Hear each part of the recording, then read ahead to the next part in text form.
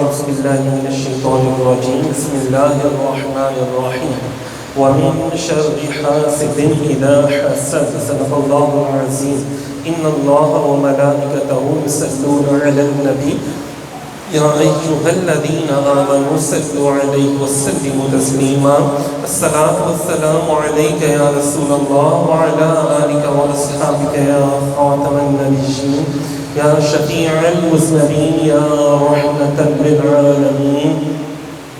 سامعین محترم، اللہ رب العزت نے ہمیں دعا سکھائی ہے۔ دعا کیا ہے کہ اے اللہ مجھے حاسدین کے حسد سے بچا، حاسدین کے حسد سے بچا۔ حسد کیا ہے؟ حسد کیا چیز ہے؟ یہ ایک ہماری اندر ایک روحانی بیماری ہے۔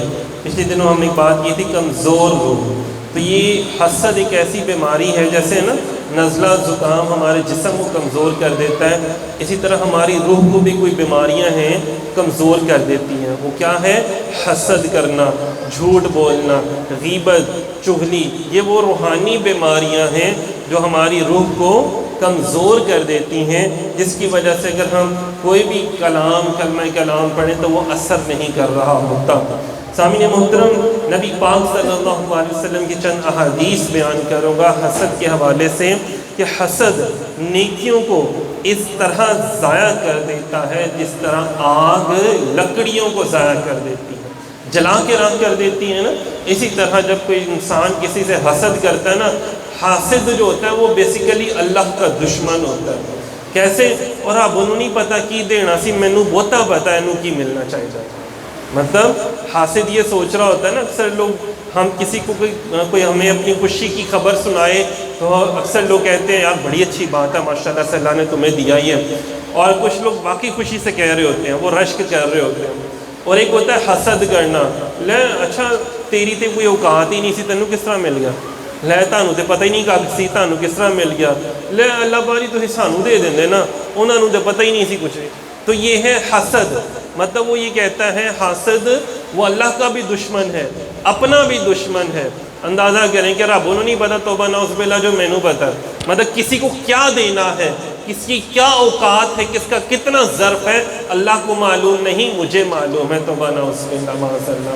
آپ اندازہ کریں کہ احادیث میں آتا ہے کہ جو شخص کسی سے حسد کر رہا ہوتا ہے نا، تو اس کی ساری جو برائیاں ہیں وہ اللہ اس کے کھاتے میں لکھ دیتا حاسد کے، اور حاسد کی اگر کوئی نیکیاں ہوتی ہیں وہ ساری اللہ اس کے کھاتے میں لکھ دیتا ہے۔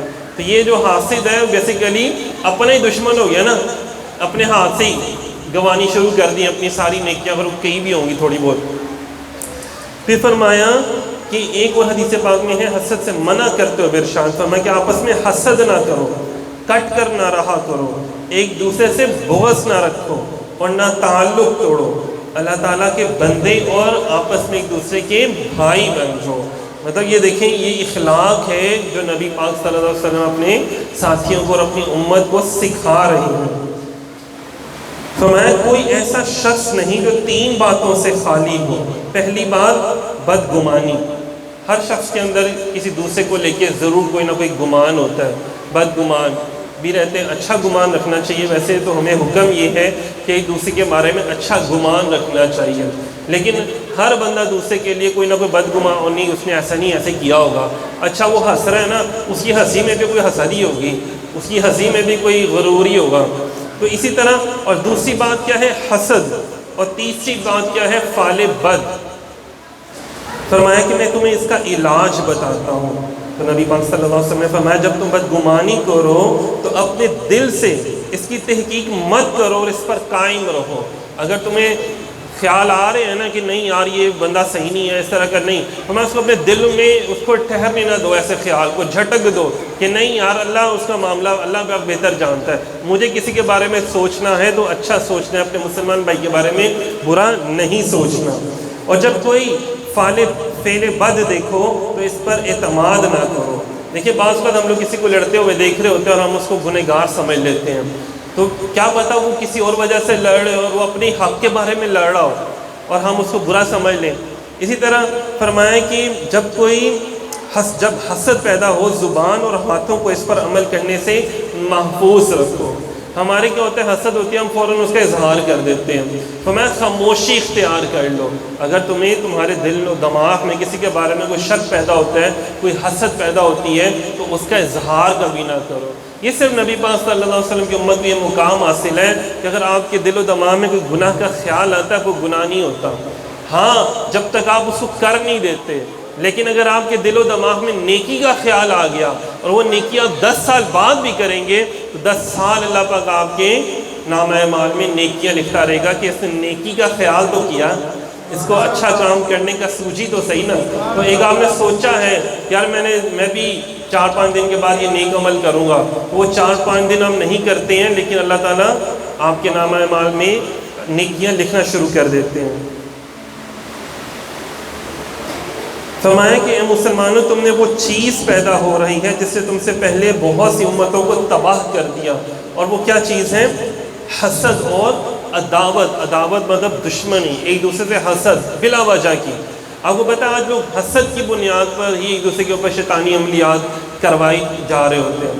حسد کی بنیاد پہ مطلب کہ اس کا بچہ کیوں اچھا پڑھ رہا ہے، انہوں نے نیا گھر کیوں لے لیا، یہ اچھا، یہ تو بڑا، اس کی معاشرے میں عزت ہونا شروع ہو گئی ہے. تو اسی وجہ سے لوگ ایک دوسرے کے اوپر کیچڑ اچھالنا شروع کر دیتے ہیں.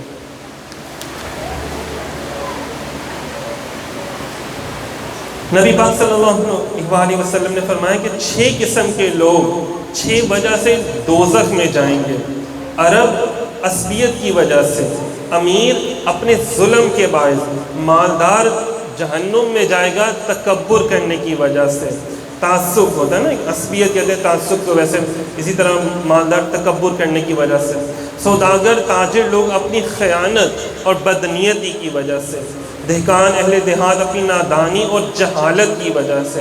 اور علماء اہل علم جو ہے وہ حسد کے باعث جو ہے وہ جہنم میں جائیں گے. مطلب اللہ تعالیٰ نے آپ کو علم عطا کیا اور آپ کہہ رہے ہو کہ نہیں یار اس کو نہیں علم، مجھے زیادہ علم ہے، میں جتنا جانتا کوئی نہیں جانتا. تو یہ میں تکبر جو ہے انسان کو لے کر بیٹھ جاتا ہے. سامعین محترم، ایک لمبی سی حدیث پاک ہے، اس کو مختصر کرتے ہیں کہ نبی پاک صلی اللہ علیہ وسلم کی بارگاہ میں صحابہ کرام تشریف فرما تھے، تو آپ نے ایک فرمایا کہ ایک شخص ابھی اہل جنت میں سے یہاں آئے گا. تب انصار کی جماعت میں سے ایک صحابی تشریف لے کر آئے. اچھا جی، دوسرے دن بھی ایسے ہوا، تیسرے دن بھی سرکار نے فرمایا کہ ابھی ایک شخص جو آئے گا نا وہ جنتی ہوگا. تو تینوں دن ایک ہی شخص آیا. تو صحابی رسول فرماتے ہیں کہ مجھے بڑا تجسس ہوا، تو میں پوچھوں کہ یار یہ کون سا ایسا عمل کرتا ہے. کہتے میں ان کے گھر بہانہ بنا کے 2-3 دن کے لیے ٹھہرنے کے لیے چلا گیا. تو پتہ کیا، وہ تو ایک عام سا مسلمان ہے، تو کوئی اتنا خاص عمل نہیں ہے. میں 3 دن کے بعد جانے لگا تو میں نے اس سے پوچھا تم کچھ تو خاص عمل کرتے ہوگے، تم بھی 5 وقت کی نماز پڑھتے ہو، ہم بھی پڑھتے ہیں، کوئی تو ایسا عمل ہوگا جس کو دیکھ کر نبی پاک صلی اللہ علیہ وسلم نے فرمایا کہ تم جنتی ہو. اور جنتی ہونے کی سند بھی سرکار نے خود عطا فرما دی. کوئی تو ایسا ہوگا. تو اس نے کہا اور تو کوئی عمل نہیں، ہاں ایک بات ہے کہ میں نے ہرگز کسی بھی بھائی کی کسی کی خوبی پر کبھی بھی حسد نہیں کیا. میں نے مطلب دیکھیں کہ جو حسد نہیں کرتا، سرکار فرماتے ہیں وہ جنتی ہے، اور کنفرم جنتی ہے کہ میں نے کبھی کسی کی خوبی پر حسد نہیں کیا. اور کتنی بڑی بات ہے. اور میں نے ہمیشہ اپنے ماں باپ کا ادب کیا، کبھی کسی کو پریشانی نہیں دی. سامعین محترم، دعا کرتے ہیں اللہ رب العزت مجھے، آپ کو، ہم سب کو اس روحانی بیماری سے نجات عطا فرمائے، اور اپنے مسلمان بھائی بہنوں سے حسد کرنے کی بجائے رشک کرنے کی توفیق عطا فرمائے. ہمیشہ کسی کی کوئی اچھی بات دیکھیں، کسی بھائی بہن کی، دوست باپ کی، تو اس پر رشک کریں، دعائیں دیں کہ ماشاءاللہ اللہ نے تمہیں یہ دیا، تمہیں یہ نعمت عطا فرمائی، تمہارے اوپر یہ رحمت ہوئی، تو اللہ تعالیٰ ہمیں بھی وہ عطا فرمائے تمہارے صدقے سے. اللہ تعالیٰ سب کے اوپر کرم کرے، اور اللہ تعالیٰ ایک دوسرے کی باتیں، خوشیاں دے کے ہمیں بھی خوش ہونے کی توفیق عطا فرمائے. کہا جاتا ہے نا کہ جس کے پاس جو ہوتا ہے وہ وہی بانٹتا ہے. اگر آپ کے پاس خوش مزاج ہوں گے تو ہم خوشیاں بانٹیں گے، اور اگر آپ کے پاس غم ہوں گے تو ہم نا امیدی بانٹیں گے. کوشش کریں غموں کو اپنی زندگیوں سے نکالیں، بدگمانیوں کو نکالیں، نفرتوں کو نکالیں، اور اس کی جگہ اللہ اس کے رسول کی محبت کو لے آئیں. تو آپ یقین کریں آپ کے بھی معاملات اچھے ہوں گے، اور آپ کے ارد گرد کے جو رہنے والے لوگ ہیں ان کے معاملات بھی آپ اچھے کرنے میں ان کے معاون و مددگار ہو سکتے ہیں. بہت شکریہ، جزاک اللہ.